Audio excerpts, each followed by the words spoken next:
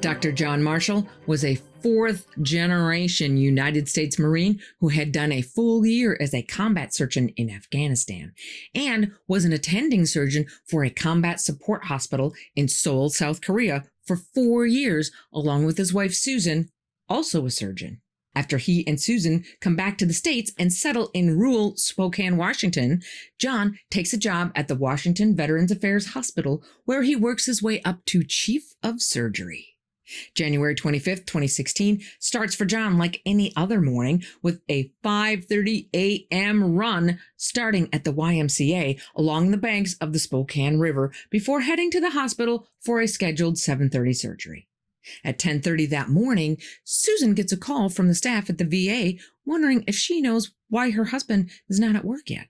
And immediately, she knows something is wrong because according to her, the surgeon's motto is that you don't call in sick, you call in dead.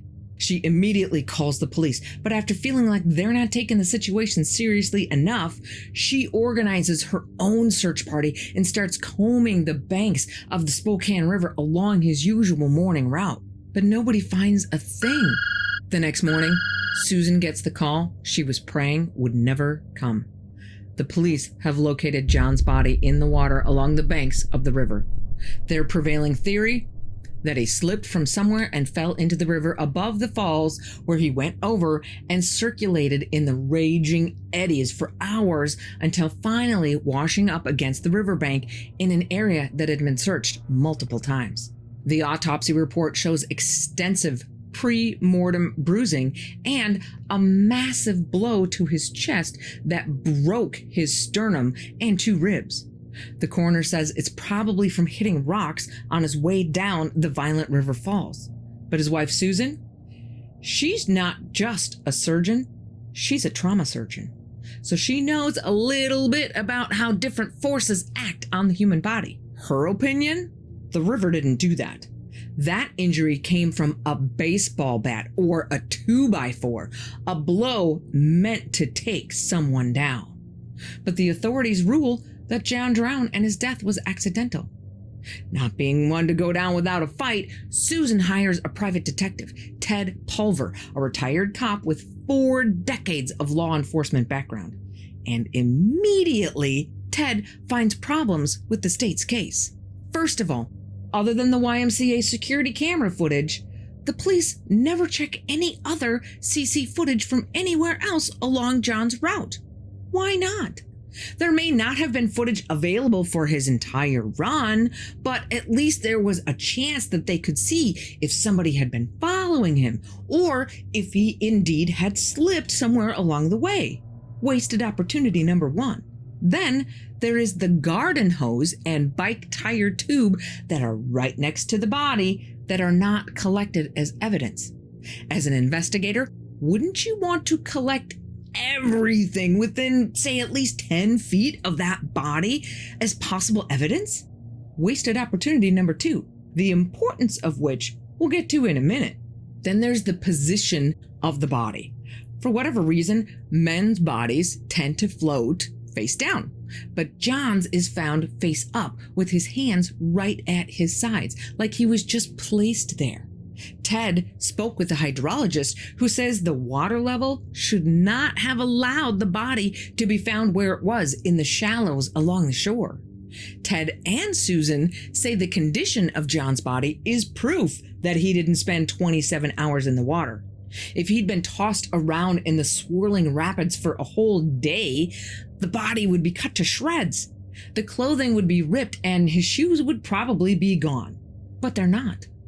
And river rocks are usually coated with a thin layer of algae or moss. So if John had been banging around in the eddy pools for a full day, he should have some of this algae vegetation on him. But everything on John's body is clean and perfect, including the biggest piece of evidence, his iPod. The YMCA security footage shows him putting his earbuds in as he's leaving the building.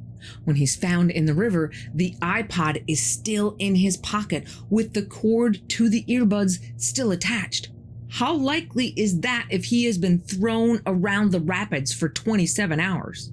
But most damning of all is the actual iPod, which police didn't bother to test. After its release from police custody, Ted has it examined by a digital forensic expert who finds the device shows no signs of water damage and powers right up like a champ. So the iPod certainly didn't go down the falls and hang out in the water for 27 hours. One last piece of evidence not included in the autopsy report is a distinctive red line around John's neck, as if a bag or something had been placed over his head. Remember that garden hose and the bike tube that were right next to John on the shore? All of this evidence that does not line up with the state's version of events leads Susan and Ted to believe this was a military-style hit, that someone was waiting for John along his jogging route and hit him in the chest to incapacitate him and then take him to another location where he was possibly waterboarded, killed, and then placed back in the water. Again, the hose right next to his body? For what? No one even has a guess. But I, for one, would like to know if the water in his lungs was tested. Did it have all the silt and microbes you would expect to see from river water? Or was it clean? The military hit theory sounds a bit out there. But then again, the state's theory is no better. They believe he fell into the water, but even they admit they can't figure out where. The only logical spot that someone might stumble into the river is shallow, so they can just stand up. The detective assigned to the investigation admits there is more that doesn't make sense in this case than does.